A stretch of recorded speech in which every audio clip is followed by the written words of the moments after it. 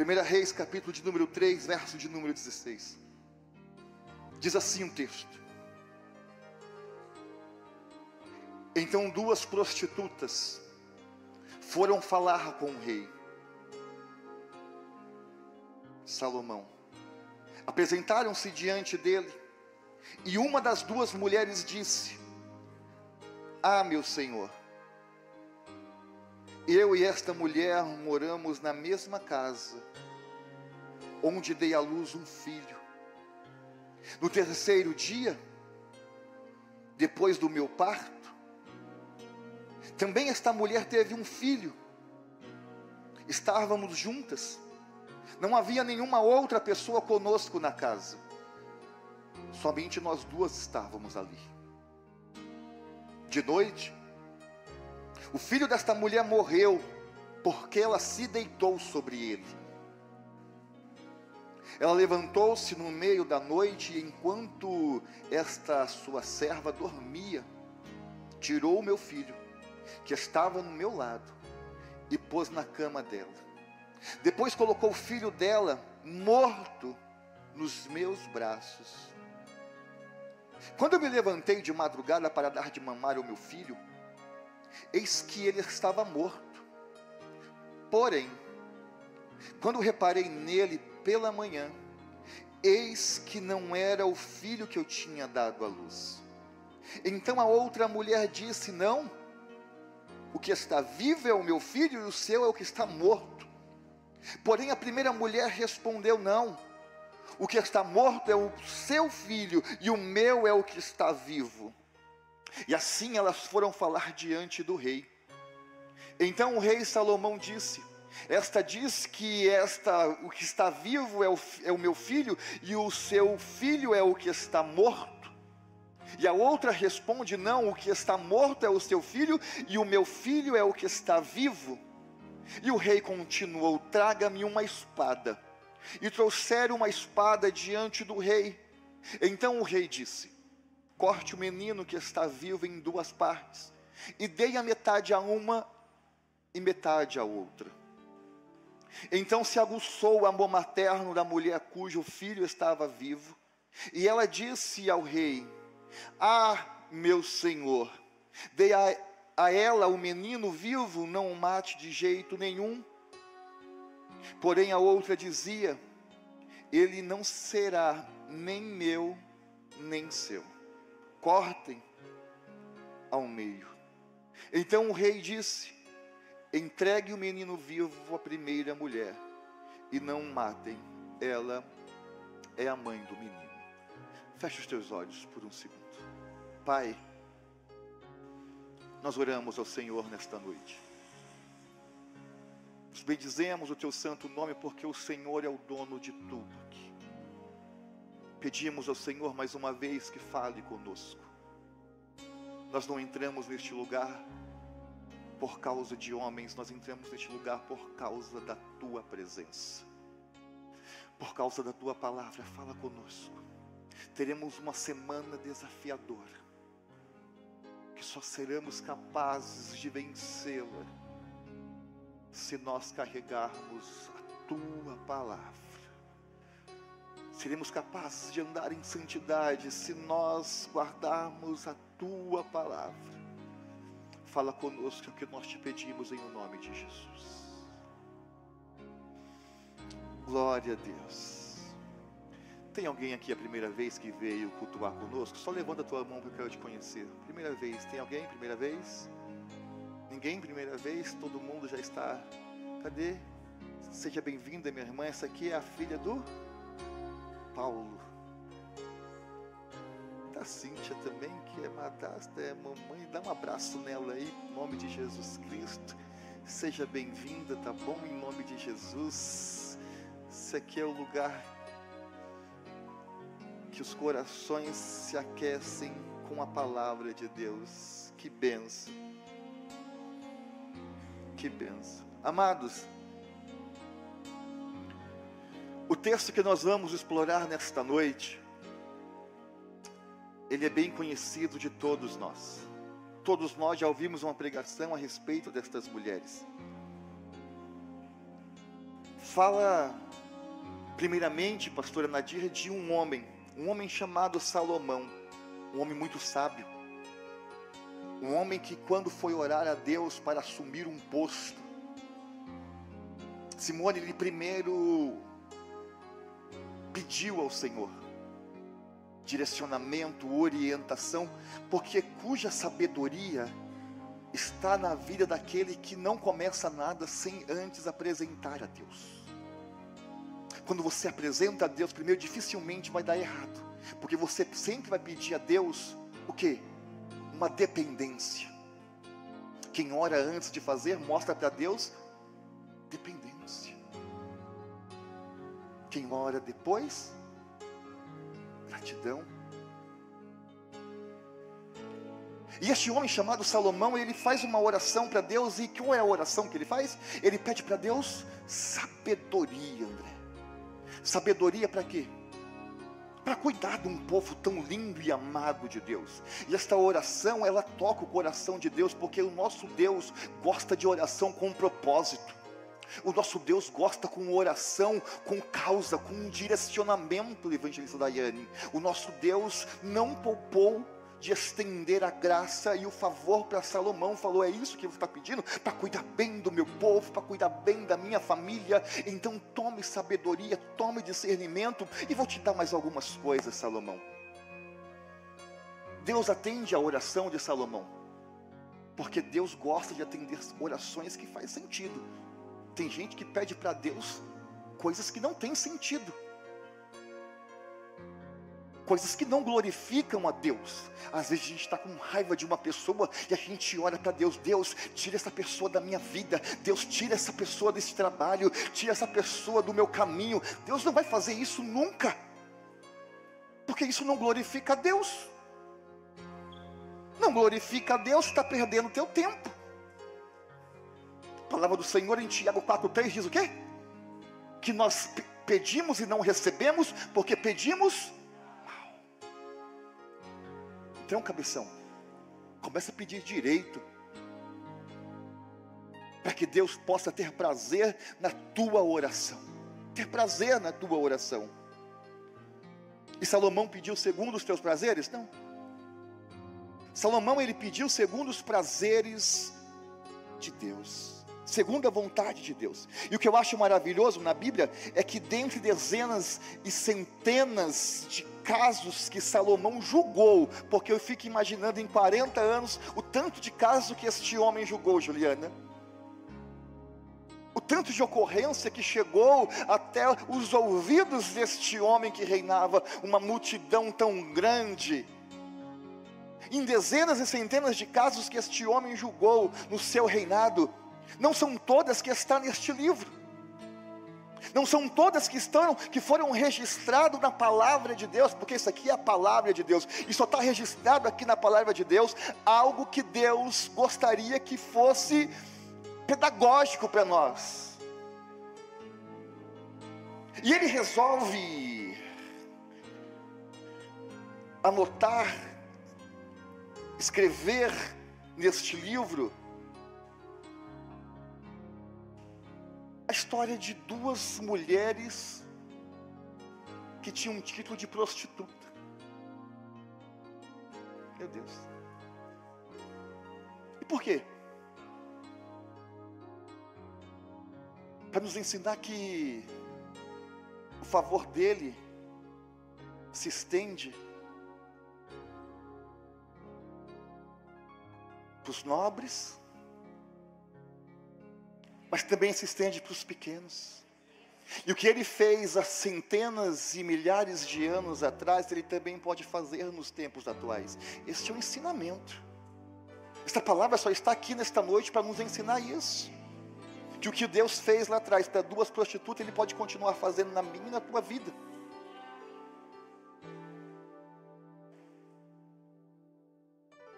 E Deus resolve pegar a história de duas prostitutas, duas mulheres que viviam em situações difíceis. E eu digo isso, situações difíceis, Bruna, por quê? Porque ser prostituta hoje é meio complicado. Imagina tempos atrás. E quando você vai ler a história, você vai ver que estas mulheres moravam juntas. Isso mostra que elas não eram aceitas. Porque eu não sei se você compreende, que às vezes nós procuramos nos misturar com aqueles que são iguais a nós. E só tem um motivo para isso: não sofrer repreensão. Leproso anda com leproso, mentiroso anda com mentiroso, fofoqueiro anda com fofoqueiro. Porque assim eu não sofro nenhum tipo de repreensão. E essas mulheres, elas vão morar juntas.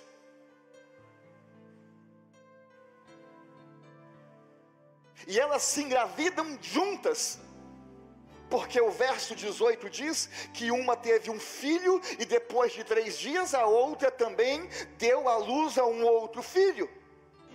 Só que agora esquece a prostituta. Vamos tirar isso da nossa mente, porque agora não é mais 2 prostitutas, agora são 2 mães.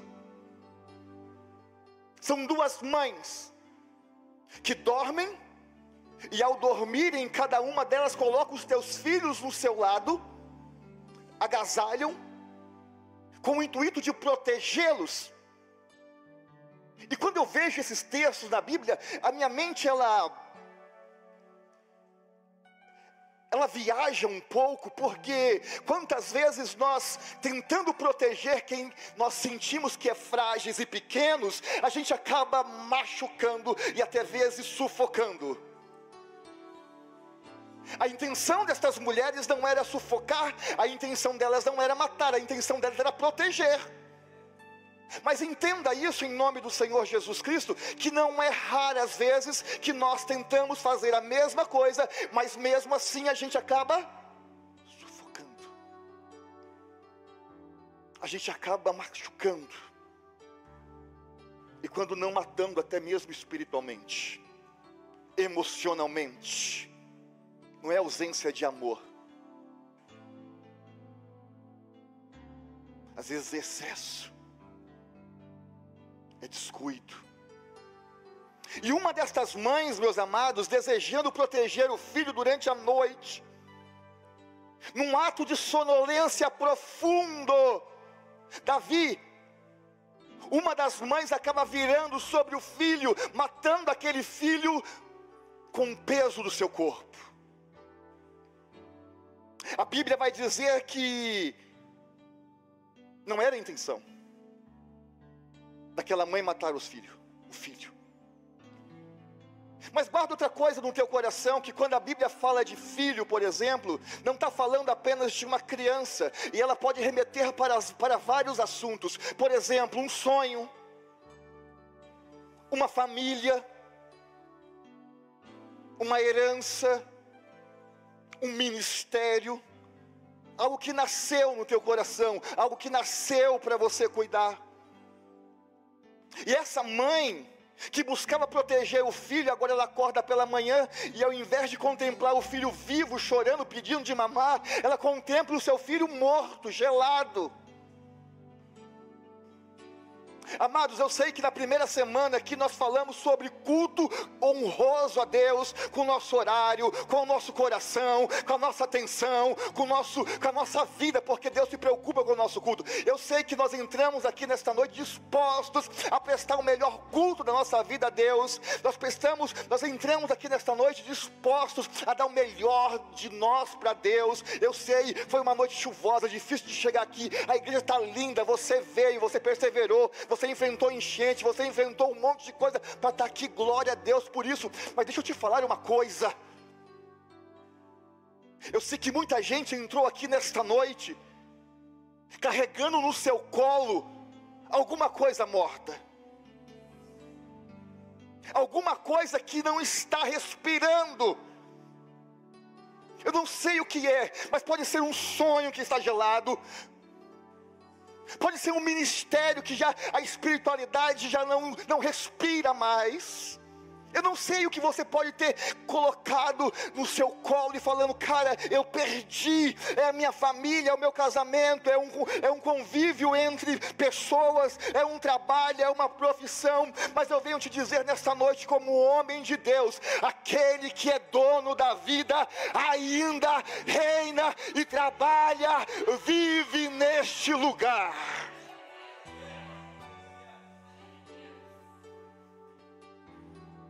Você precisa receber isso na tua alma, porque às vezes a gente recebe a mão da glória a Deus, mas não recebe na alma. A gente não acredita nesta verdade.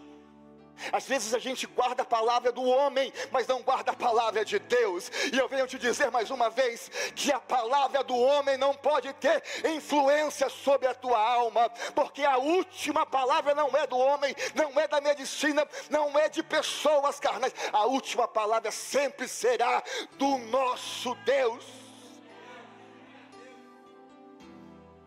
Marta um dia chegou para Jesus e falou, Senhor, se o Senhor tivesse aqui, o meu irmão não teria morrido. Jesus falou, Marta, a última palavra não é tua, a última palavra sou eu quem digo.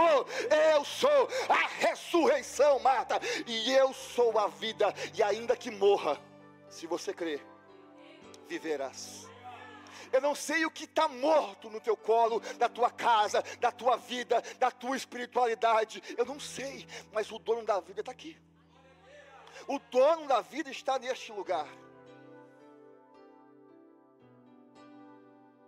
E essa mulher, William, que debruçou durante o sono, durante a noite sobre o seu filho, ao contemplar a morte do teu filho, ao invés desta mulher fazer como a sunamita fez, de pegar o que estava morto e levar diante de Deus, e levar diante do rei, ela pega o seu filho, ela pega aquilo que estava morto, perecila, e faz o caminho mais fácil. Oh Deus, como eu gostaria que você tivesse ligado aqui, que teu coração tivesse no trono de Deus. Ao invés de fazer o que é certo, ela faz o que é mais fácil. Ao invés de fazer o caminho mais estreito, ela entra pelo mais largo, e o mais largo sempre vai te levar para a morte, sempre vai te levar para a perdição. Todo mundo gosta de entrar no caminho mais fácil, todo mundo gosta de buscar uma religião mais light, mais fácil, mas a palavra do Senhor diz que o caminho estreito é que leva vida, e o caminho largo e espaçoso, o final sempre vai levar para a morte. Qual que é o caminho que ela faz? Mais fácil. Qual que é o mais fácil? Descartar o que está morto e estender a mão para pegar.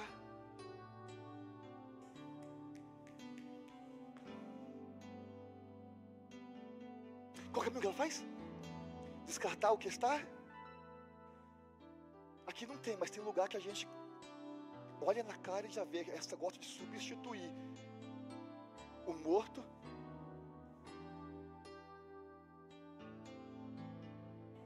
desistir, meu irmão, abandonar, não lutar, não é o que Deus preparou para você. Eu vou falar de novo: desistir, abandonar, procurar, estender a mão para pegar o que está mais fácil, o que está mais simples, o que está mais perto de você, não é o que Deus preparou hoje para você. O que Deus preparou para você é aquilo que está no teu colo, no teu seio, e que está falando: não tem mais vida, está gelado, não tem mais. É isso que Deus preparou para você. Eu não sei qual foi o descuido, eu não sei qual foi o tropeço, mas o que Deus manda te dizer é: não estenda a mão para pegar, para substituir o que não é teu.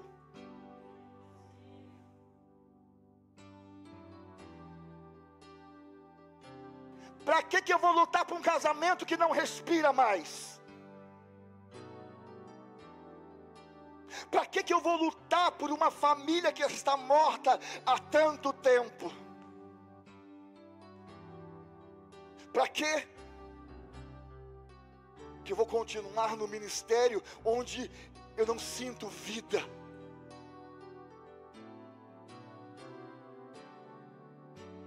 Eu vou estender a mão e pegar esta criança, Eu vou estender a mão e pegar aquilo que está mais fácil, aquilo que está mais quente. Eu vou substituir. Posso falar uma coisa? O que é teu, não abre a mão. Pode estar com a respiração fraca, pode estar gelado. Leva diante do altar de Deus, porque aquele que tem vida para dar, irá fazer ressuscitar aquilo que está morto. Não é teu.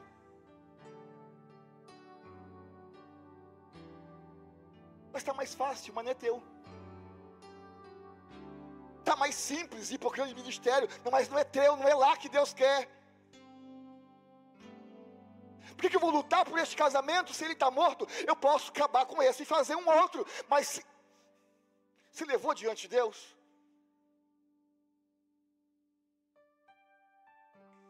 Ninguém dá um glória aí, irmã Séria, dá um glória aí. Você ouviu? Lute um pouco mais, irmão. Coloca aquela luva de boxe e luta um pouco mais. Passa uma chapinha no cabelo, põe uma roupa bonita e persevere um pouco mais, porque vai valer a pena. Você vai ter história para contar. E não lamento para lamentar. O que tem de crente hoje lamentando porque não luta um pouco mais, porque não persevera um pouco mais. Irmãos, eu não estou aqui porque eu sou anjo, não. Eu sei que o inimigo, o diabo, fica gritando nos nossos ouvidos todos os dias, dizendo o quê? Joga fora, troca, pega outra, substitui. Olha um pouquinho para o lado que tem coisa melhor. Ei, meu irmão,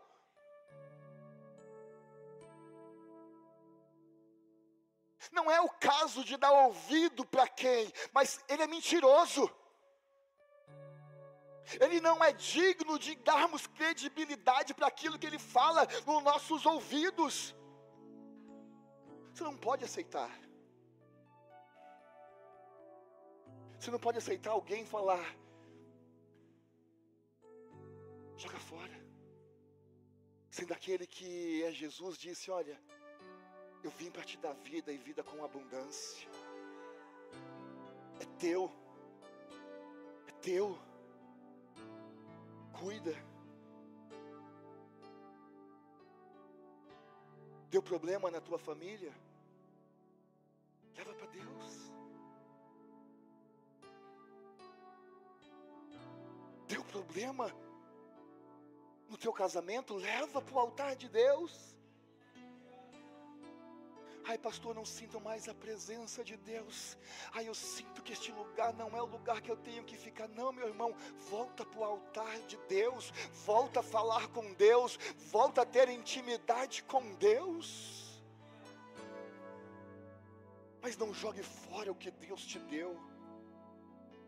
Não jogue. Só que enquanto isso, pastora Ellen tinha um outro quarto, porque as duas moravam.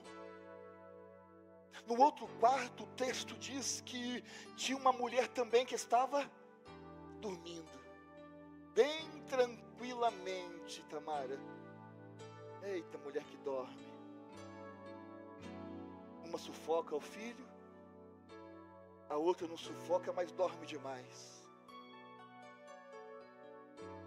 Dividia a mesma casa.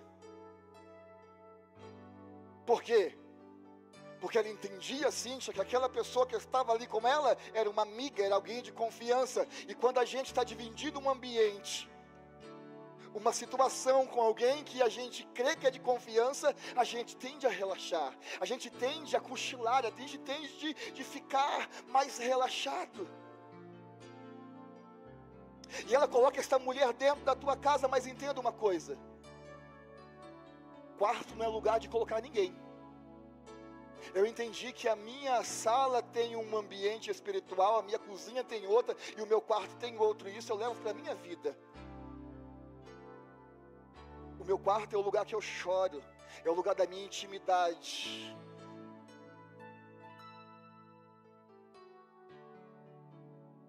É o lugar da minha santificação. E essa mulher, ela coloca dentro da tua casa, Bruna, alguém que ela pensava que era confiável, mas o texto diz que por isso ela acaba dormindo tranquilamente. Mas enquanto ela dorme, fica comigo, não me deixa só, porque eu morro de medo disso. Aquela que não cuidou do sonho dela, que era o filho, aquela que não zelou por aquilo que Deus havia dado para ela, que era criança, ao contemplar o filho morto, o que ela faz? Ela estende a mão, tira do quarto, tira dos braços o seu filho. Fica comigo. Mas o que me chamou a atenção nesse trâmite todo, meu pastor, é que enquanto o seu filho está sendo roubado, a mãe que havia zelado durante o sono para proteger o teu filho, enquanto o filho está sendo substituído por algo gelado, morto, está sendo furtado, roubado, o texto diz no verso número 20, que a mulher está dormindo, e eu fiquei imaginando, meu irmão, que desgrama de sono é esse? Que alguém entra dentro do meu quarto, mexe no meu braço, tira o que está vivo, coloca o que está morto, e eu não acordo.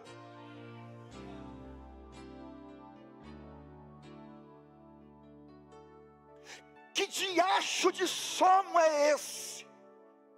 Que não me deixa perceber que estão invadindo o meu lugar de intimidade, estão tirando o que está vivo, e estão plantando a morte, e eu não acordo, e eu não percebo. Que sono é esse?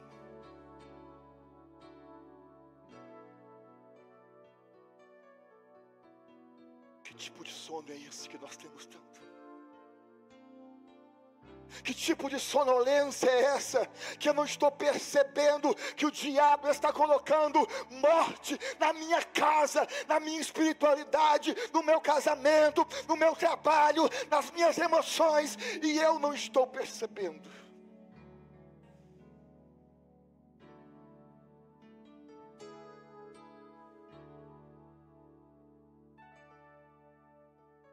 A gente não acorda. A gente não acorda para orar, a gente não acorda para ler a palavra, a gente não acorda para...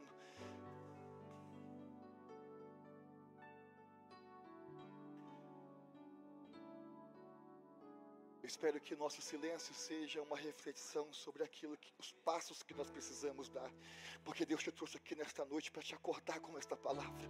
Deus te trouxe aqui nesta noite para te chacoalhar espiritualmente.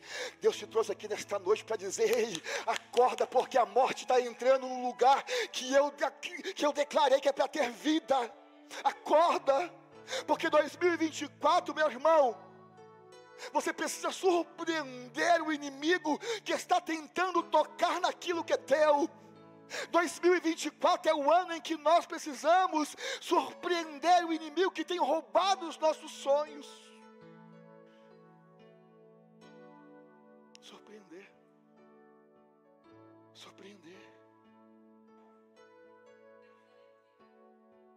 Sabe qual é o pensamento do diabo? Hoje mesmo?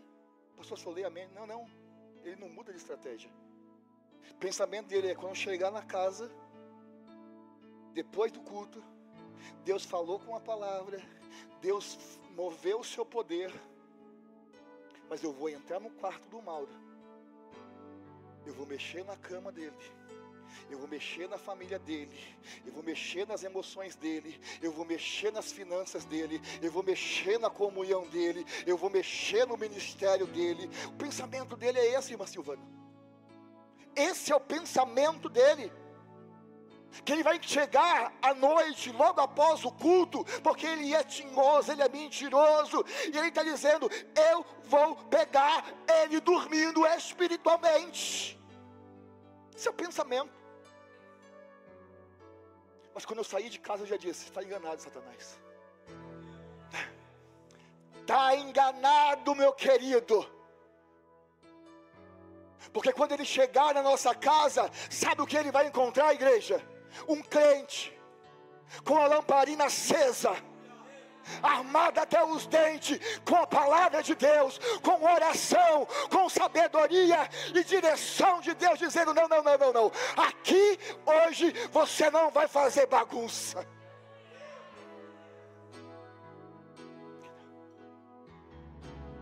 Quantas vezes você sai do culto, chega na tua casa, o palcão? Quantas vezes? Ei, surpreenda. Fala para ele hoje: não, na minha casa não. Está aqui uma lamparina, está aqui um crente aceso. Alguém que carrega uma palavra, alguém que carrega a oração. O verso 21, vocês estão com a Bíblia aberta? Estão comigo? Que quando esta mãe se levanta de madrugada para poder dar de mamar para o filho, eis que ele estava morto. Porém, quando reparei pela manhã, eis que não era o filho que eu tinha dado à luz. Meu Deus. O texto diz o que, irmãos? Que quando ela levantou de quê? A minha versão em NA diz de madrugada, de manhã depois. Verso 21. Para dar de mamar. Hoje temos luz, sim ou não? Aquele tempo não tinha. Então estava tudo? E o texto diz que quando ela olhou no escuro, ela viu uma coisa. Estão comigo? Mas quando ela reparou pela manhã, tinha luz. Ela viu outra.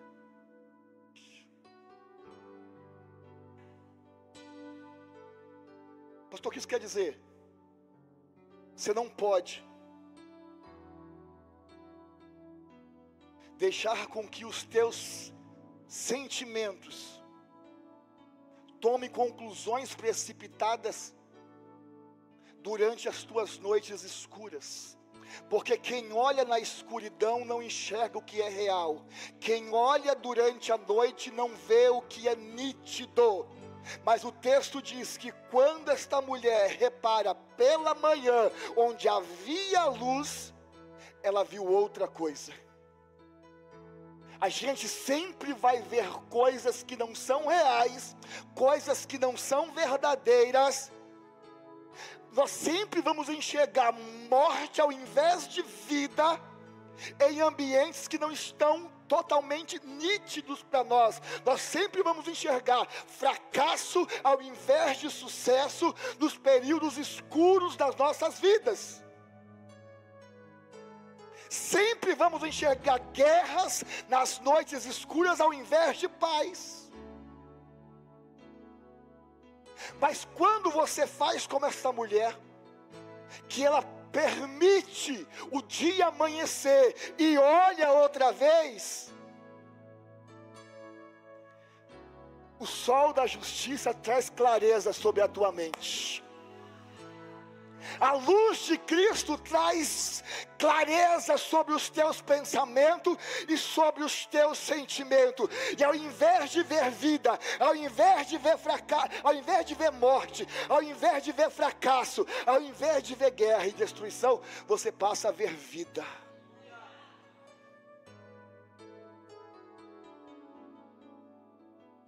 Eu sei que você não está muito crente hoje, mas deixa eu te falar uma coisa nesta noite. Permita com que o sol da justiça brilhe sobre a tua vida sempre. Eu vou dizer de novo, permita com que primeiro Jesus entre na tua vida, para que você veja que ainda não é o fim, antes de dizer: eu não quero mais esta amizade, eu não quero mais esse casamento, eu não quero mais esses filhos, eu não quero mais esse trabalho, eu não quero mais este ministério, eu não quero mais nada disso. Permita-se olhar pela segunda vez, quando a luz de Cristo brilhar sobre você. após um período de oração, após um período de jejum, após um período de consagração, permita considerar pela segunda vez, porque a Bíblia diz: quando eu olhei de novo, eu vi que não era morte, eu vi que não era o meu. Ei, William, me ajuda. Essa mãe só não perdeu o filho porque ela considerou ver outra vez. Ela só não perdeu o filho porque ela considerou, presbítera, olhar pela segunda vez. A primeira vez ela olhou e viu morte. A segunda vez que ela olhou, o menino não é meu. Uau! Não é o filho que eu gerei. Cara, eu não sei se você está entendendo isso, se eu estou bagunçando todo um texto que aparentemente é tão simples de pôr para fora, mas Deus está dizendo nesta noite para pessoas aqui nesta noite: permita olhar para algumas coisas que você disse, não olho mais, permita olhar pela segunda vez, porque pela segunda vez você vai perceber que não está morto, que o que está morto não é teu. Permita. Que você vai ver, irmã Neia, que a história não acabou, que aquilo que você está chorando precipitadamente ainda tem esperança. Irmã Nadia está com a cara de incrédula. Quantas coisas boas a gente já sepultou, pastora Conceição. Quantas coisas boas a gente já enterrou, porque a gente se recusou a olhar pela segunda vez. Oh, Daniel, quantas amizades maravilhosas de Deus, presente de Deus, e às vezes por causa de um pisão no pé, a gente sepultou porque a gente não deixou-se o sol da justiça, do perdão nascer sobre nós, e a gente reconsiderar e falar: cara, sempre foi tão bom estar perto desta pessoa, e a gente sepulta.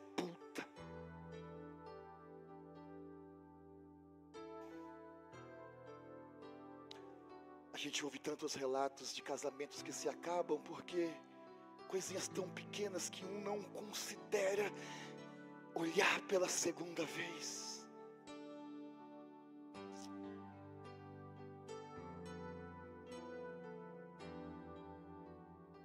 Quantas pessoas às vezes chegam aqui e falam: pastor, eu quero fazer algo na igreja, com 2 dias de igreja. Quando você vai ver o histórico, deixou um ministério lindo e abençoado porque se recusou a olhar pela segunda vez alguma coisa que aconteceu lá dentro. Há uma palavra de um Deus para vocês: não sepulte precipitadamente nada neste ano de 2024, reconsidere e olhe pela segunda vez. Que você vai perceber que aquilo que Deus te deu ainda vive. Por isso eu venho te dizer, como um homem de Deus, não pare de lutar. Pastor, já lutei bastante. Vai, luta mais um pouco. Deus te deu força, Deus te deu vigor, Deus te deu um brilho nestes teus olhos bonitos. Lute mais um pouco. Aí, meu pastor, quando ela olha pela segunda vez, ela percebe que a criança morta não é dela. E quando, Itamara, você percebe que aquilo que não está morto não é o teu, o que você faz? É o espinafre do papai. Agora eu quero o que é meu. Você olhou pela manhã e falou: pá, graças a Deus eu vi, não me precipitei, não joguei terra em cima. Não é meu. E se não é meu, o meu está vivo. E a primeira coisa que eu faço quando eu percebo que o que é meu está vivo, eu vou atrás. Eu não fico de braços cruzados, eu não fico fazendo cara de paisagem, eu não fico trancado num quarto. Eu vou atrás da minha herança e eu vou dizer: eu quero o que é meu.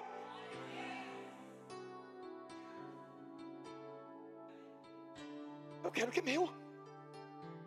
Está vivo em algum lugar, então eu quero.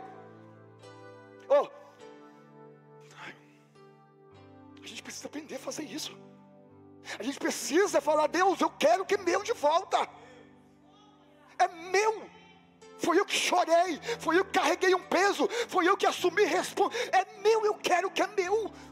Irmão, se você não for um crente doido, você vai viver em ciclos de perda.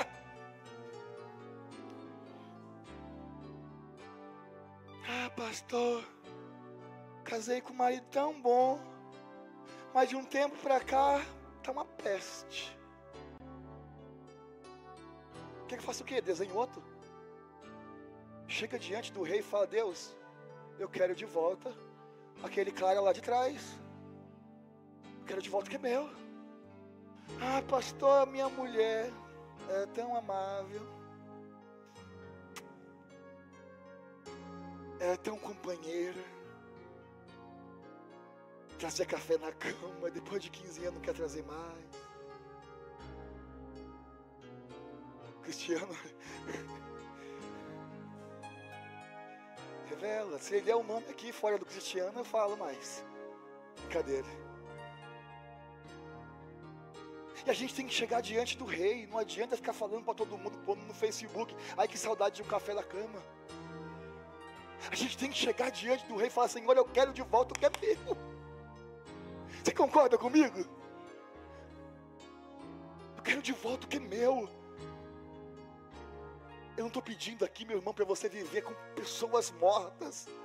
É não aceitar a morte naquilo que Deus te deu vivo. É não aceitar a morte, a geladeira, a falta de calor, de vida naquilo que Deus te deu respirando. E às vezes, pastora Sulineuda, a gente tem que chegar diante de Deus e falar para o rei: esse não é meu marido, essa não é a minha esposa, essa não é o meu filho. Não é. Às vezes a gente tem que chegar diante do espelho, irmã Neia, e olhar bem para ele assim e dizer: esse Mauro rabugento, ranzinza, não é o cara que o Senhor fez.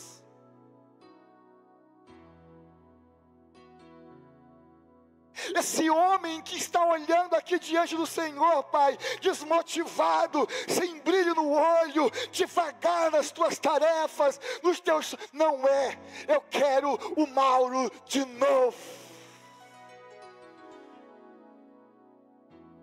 Eu quero o Mauro de novo.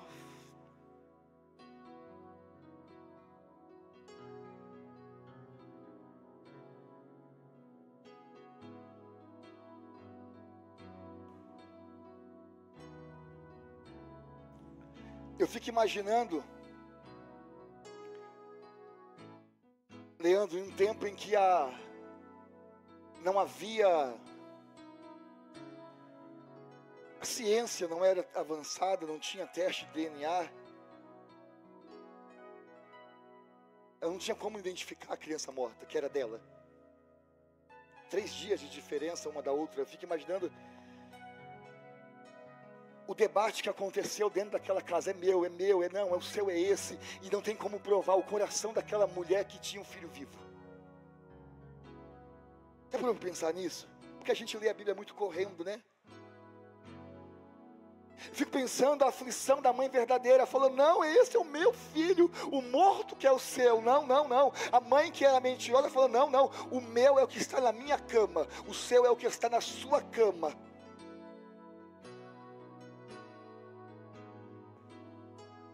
Como agir? O que fazer? A deriva. Não tem quem possa julgar a minha causa para que provar que o meu filho é aquele. O que acontece então? Essa mulher só encontra uma solução. E a solução que ela encontra foi abrir a porta da tua casa com o coração em frangalhos e ir diante do rei. A única solução que ela encontrou foi abrir a porta da tua casa, mesmo com o coração arrebentado, e procurar pela presença do rei. Procurar a presença de alguém que vai julgar com justiça, que vai ter sabedoria para fazer as coisas corretas. Talvez você não entendeu nada, mas a minha obrigação aqui é lançar palavras de vida para o teu coração, para aqueles que aceitam e para aqueles que não aceitam, amém. É te dizer que 2024, muitas coisas deixarão de acontecer sobre a tua vida. Muitas coisas deixarão de acontecer na tua casa e outras coisas passarão a acontecer, justamente porque mesmo com o coração em frangalhos, você conseguiu se deslatar dos laços que te prendiam na cama da dor, no quarto escuro, e ir diante do rei e pedir a ele que só ele tem a solução para julgar a tua causa com justiça. Algumas coisas vão deixar de acontecer e outras passarão a acontecer, simplesmente porque nesse culto chuvoso você veio até a presença do rei. Nesse culto difícil de chegar, você veio buscar o auxílio do rei.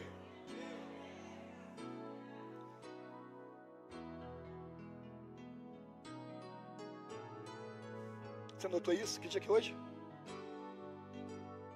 21 de janeiro de 2024. Em algum momento eu venho como homem de Deus te dizer isso. O Espírito Santo vai te fazer lembrar desse dia aqui, que muitas coisas não estão acontecendo, não deixaram de acontecer, porque hoje você entrou neste lugar com o coração em frangalhos para buscar pela presença dele.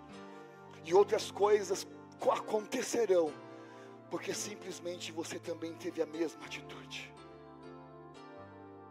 Eu louvo a Deus, Rogério, porque cada um de nós não deixou com que os laços da angústia nos prendesse nos lençóis da nossa cama, nos quartos escuros que tentam nos impedir, que tentam nos fazer morrer na dor, na injustiça, na escuridão. Eu louvo a Deus.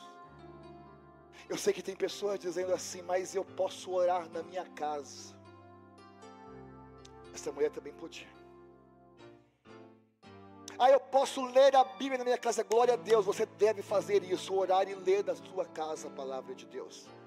Mas não venha me dizer, pelo amor de Deus, que o que acontece na tua casa é diferente do que acontece aqui. Há um poder enorme quando nós nos ajuntamos como igreja. E vou dizer de novo, há um poder enorme sendo liberado sobre as nossas vidas quando nós nos reunimos como igreja. Deus te abençoe sim, mas quando nós nos reunimos no nome dele, a Bíblia diz que ele se faz presente. É por isso que Hebreus 10, 25 diz o quê? Não deixei-vos de congregar, como é o costume de uns montes de bobão aí. Algo diferente acontece quando nos reunimos como igreja.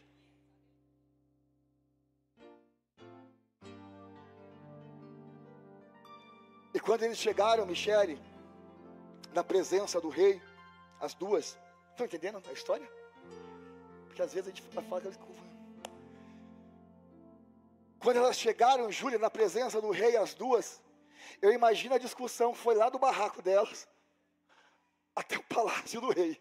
Meu Deus, bate boca, não é meu, não, um jogando para o outro, um puxando a perna do vivo, o outro querendo. Eu imagino uma coisa assim feia. E o que eu acho lindo na Bíblia é porque a Bíblia faz questão de dizer que o rei atende. De novo, Deus não está olhando para a tua classe social. Ele atende os grandes, ele atende os pequenos, ele não faz acepção de pessoas. Ele julga com justiça os grandes, também julga os pequenos. Os nobres também julga a prostituta. O rei é assim. O nosso Deus é assim. A graça e a misericórdia dele se estende por toda a humanidade. Toda a humanidade. E eu suponho, olhando para esse texto, que as duas chegaram diante do rei, cada um contando uma história, uma verdadeira e a outra mentirosa. Porque sempre vai ter uma verdadeira e uma mentirosa. Cada um contando uma história diante do rei. O meu é o vivo. Não, o meu é o vivo, o seu é o morto. E diante desse debate todo, tem uma mãe com um coração que está aflito, Davi. Tem uma mãe só, com o coração aflito. E ela fala, caramba, meu Deus, como é que eu vou provar agora que o meu filho é o verdadeiro, o vivo? Como é que eu vou fazer isso? Você já passou por situação assim? Estou terminando já.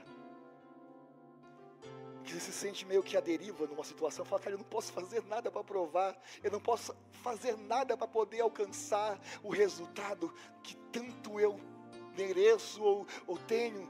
Já aconteceu? E a gente se sente incapaz. Eu acredito que essa mãe, Paulo, estava assim, que essa mãe estava nessa situação. Só que o verso 24 vai dizer que no meio dessa indecisão toda, dessa aflição na alma desta mãe, o rei pede uma espada. Isso aqui aconteceu, cara. Não é Mônica não, não é Cebolinha não. Aconteceu, Bruna. Kaique, aconteceu. Durante aquela discussão, quem é vivo, quem é morto, o rei falou, beleza, me traz uma espada.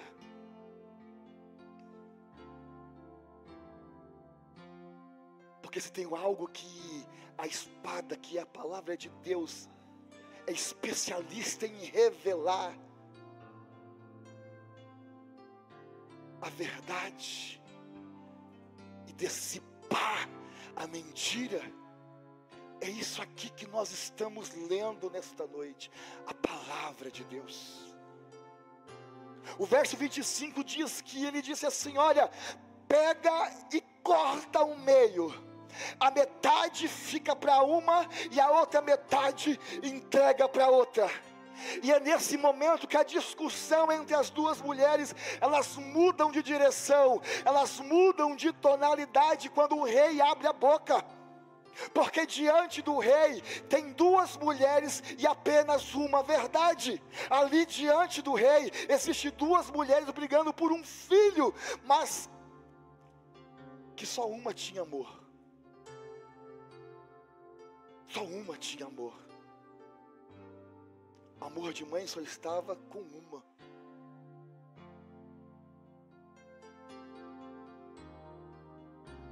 A outra mãe não tinha nenhum tipo de sentimento. Eu espero que você segure isso que eu vou falar aqui. A outra mãe não tinha nenhum tipo de afeição, mas ela queria.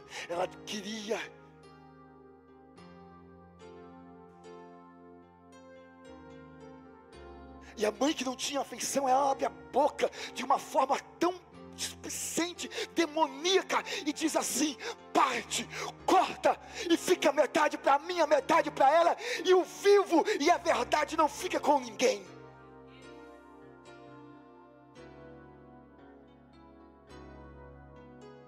Você já reparou que quem não sofreu por aquilo que você sofre, sempre vai ter uma palavra ensaiada para dizer, parte, larga, escolhe outro, vai embora, vira as costas, abandona, palavra ensaiada. Por isso não pergunte nada para quem nunca viveu o que você viveu, para quem nunca carregou o que você já carregou, porque tudo que sair da boca dessa pessoa será palavras ensaiadas, tanto faz para mim como tanto fez. Deixa o casamento para lá, deixa esse Jesus para lá, desiste da faculdade, desiste dos teus projetos, desiste dos teus sonhos. Você já lutou demais. Quem sou eu para falar para Priscila desistir de algo que ela lutou, que ela colocou força, amor?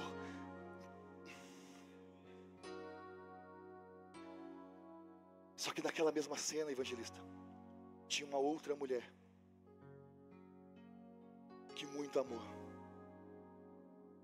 que muito lutou, que muito sofreu, que investiu, que chorou, sentiu dor. Alguém que sabia o preço que havia sido pago para ter aquela criança. Porque ela era prostituta, ela podia fazer qualquer outra coisa e desistir, mas ela sentiu, ela abraçou, ela falou, eu quero ter este meu filho.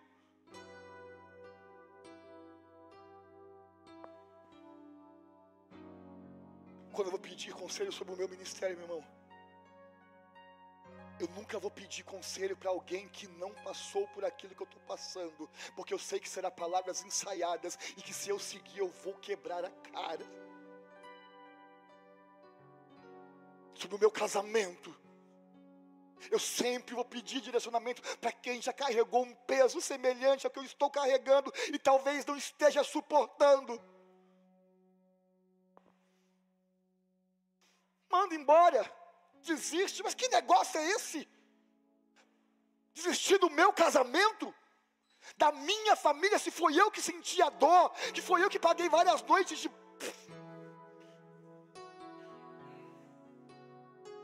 A gente aceita muito fácil, rapidamente, as palavras de qualquer um, e é por isso que a morte entra. Mas que tal lutar mais um pouco? Mas que tal insistir mais um pouco? Mas que tal perseverar mais um pouco? Mas que tal e colocar a tua causa diante do rei mais vezes?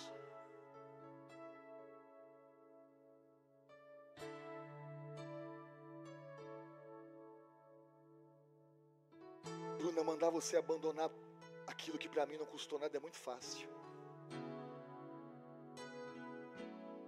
Mas o que eu acho maravilhoso é que naquela mesma cena, naquele mesmo lugar, tinha alguém cheio de amor. E o que o amor faz? O amor tudo suporta. O que mais? Crê. Tem mais. Tudo sofre. O amor o quê? Tudo suporta. Tudo sofre. E tudo a mulher que ama, meu pastor, mesmo com o coração em frangalhos, ela mesmo com o seu coração ali, a alma gritando, eu não sei onde ela arrumou força, porque eu não sei qual era a minha reação, se era voar na pessoa e falar, mentirosa, desgraçada, mas essa mulher, ela recebeu algo, sabe, e que ela grita, ela abre o seu coração e ela arruma força, e ela diz, não, meu rei, não mate a criança, dá para ela, porque ela é a mãe. O amor tudo e tudo.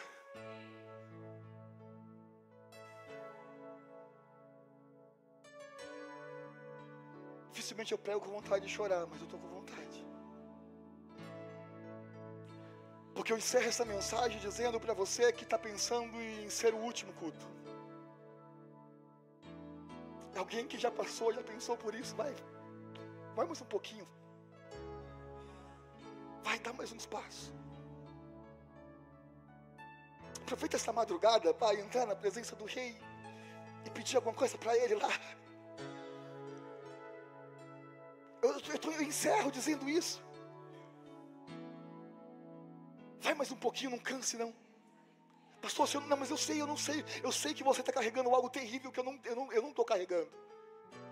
Mas ao invés de falar para você, dá um tempo, eu vou falar para você, vai mais um pouco, vai mais um pouco. Não abandone os teus sonhos, não. Lute um pouquinho mais pelo teu ministério, lute um pouquinho mais pela tua família, lute um pouquinho mais neste ano de 2024, por aquilo que você já cansou inúmeras vezes de dizer, eu não aguento mais. Lute um pouquinho mais pela tua felicidade. Porque a proposta do inimigo, minha pastora, vai ser sempre dizer no nosso ouvido, tá bom, se contenta com a metade. Se contenta com os pedacinhos, se contenta com os fragmentos que a situação do mundo vai te dar. É melhor ter a metade do que ter nada. Ei, que negócio é esse, Satanás? Que negócio é esse? Migalhas é uma banana. Eu quero o que é meu inteiro de volta. A minha família pela metade eu não quero. O meu filho pela metade eu não quero. O meu ministério pela metade eu não quero. Os meus sonhos pela metade eu não quero. Porque eu não fui criado para viver de fragmentos e pedaços. Eu não quero.